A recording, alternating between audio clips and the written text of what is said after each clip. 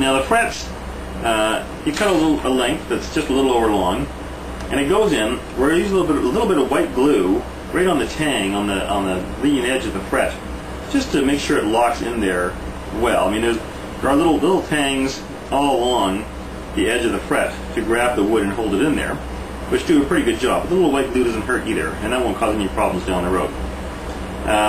We hammer it in with a plastic hammer, not a metal hammer. A metal hammer will, well, a regular normal hammer anyway, will damage the surface of the fret. So I use a plastic hammer to do that. And the other thing is, we make sure wherever you're putting the frets on, you have it supported firmly underneath in the vise to absorb the blow of putting the frets in. Okay, let's put some frets in.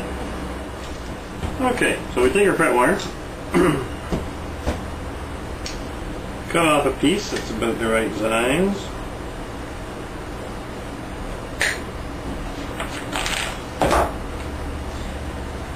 Take a little dab of white glue on the tip of your finger. A little dab will do just a little bit. And then run the tang, the end of the fret,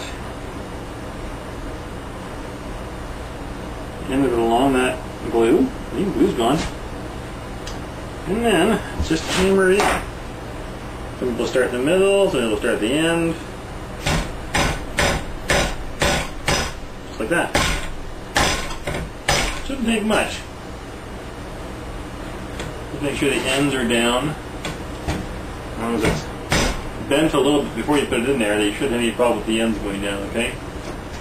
The other thing you're going to want to do as you go along here is take a paper towel and a little bit of water and clean up the glue squeeze out, so any of the white glue, as you go along.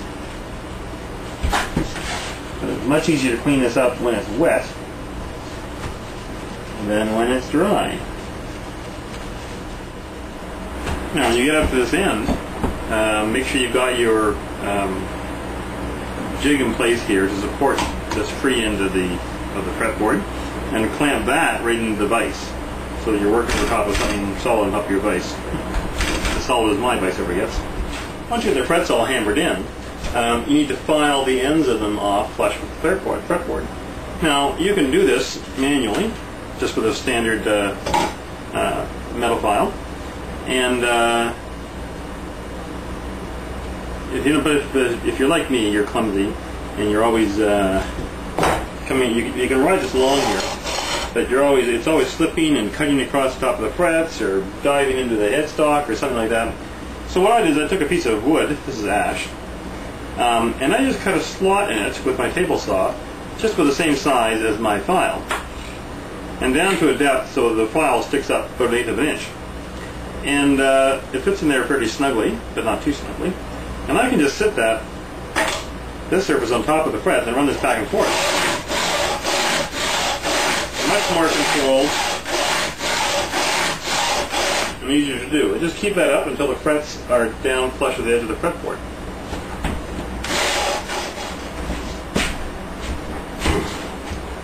Now once the sides of the frets are filed down to the side of the fretboard, you want to bevel the ends a little bit.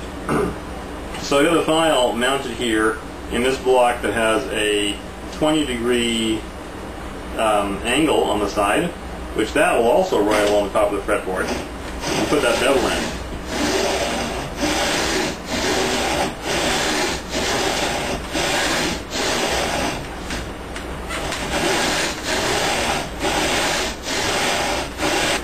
Okay, now the last thing we have to do on our neck is get rid of this big hunk of wood that's been sticking at the side all that time. Although it's been very useful for clamping and all that kind of stuff, it's time to get rid of it. 1,001 ways of doing this. I have a spoke shave, which I use to take the bulk of the wood off, and then I use rasps and files and sandpaper from then on, whatever you like. You can use chisels, whatever you like. Just get rid of that wood, take it right down till it's level with the edge of the fretboard, and then we'll start to contour the neck, round it over. Once you get the sides down to the edge of the fretboard, you can start to round it over. Now, I mean, the contour that this neck is going to have is very much personal preference. In essence, you keep working at it until it feels right. I know that sounds flaky, but you kind of have to take some other guitars and kind of feel the necks on them and get the idea or get the sense of how they feel, what kind of guitar necks you like. Some people like a thicker neck or a thinner neck, or more of a flat contour with shoulders, or more of a semicircular design. It's totally up to you. So what more can I say? Work at it, work away until you find something you like. And you got to blend it into the feel, of course, as well.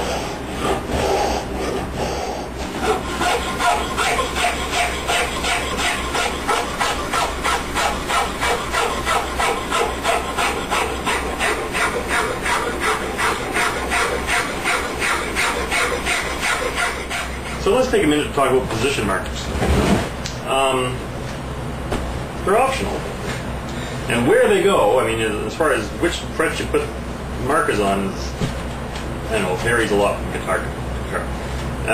I mean, you do lay them out, at some combination of 3, 5, 7, 9, 12, 15, 17, 19. Some people don't put them on 3, don't put them on 5. Sometimes you don't see them at all, or you just see them on 12. Some people put them on 1. It's up to you, whatever you want to do. Now, the material you use can be anything under the sun. You can buy abalone or pearl, or inlay nice things up the thing to indicate where the frets are. It's one of the artistic elements of a guitar that has absolutely nothing to do with playability. That's where you get to kind of put your own style in. What I tend to do, I have a very simplistic approach, just like me. I use wood. In this case, I've used cherry. I've just made cherry plugs using a plug cutter in my drill press. These happen to be 1/4 inch. And you can make them larger or smaller. And I position mine up the side of the fretboard and double on the 12, just because I think it's neat rather than putting them in the center. Again, it doesn't matter.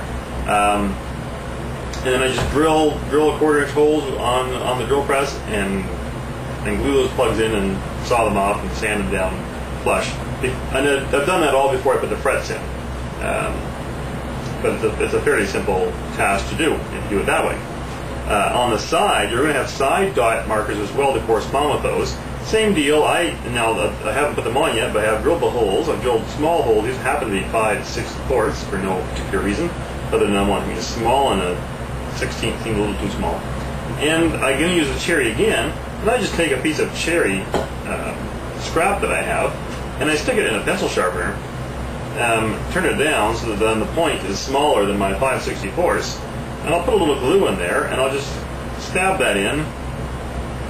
Wait a couple seconds I'll use crazy glue, or super glue, whatever you want to call it, Samoacrylate, and I'll nip that off, back the pencil sharpener, all the way up there. That's what we'll do.